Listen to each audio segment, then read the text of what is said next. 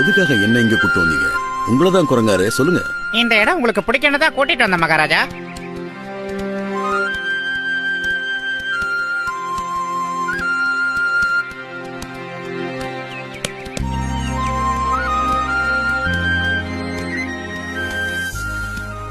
நம்ம காட்டை விட இந்த இடம் உண்மையிலேயே நல்லா இருக்கு.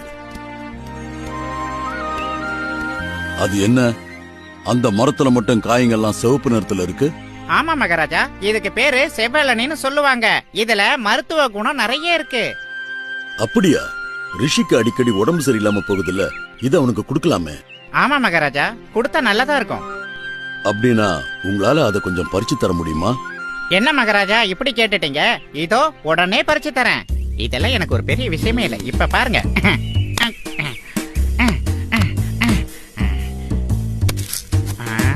மகாராஜா,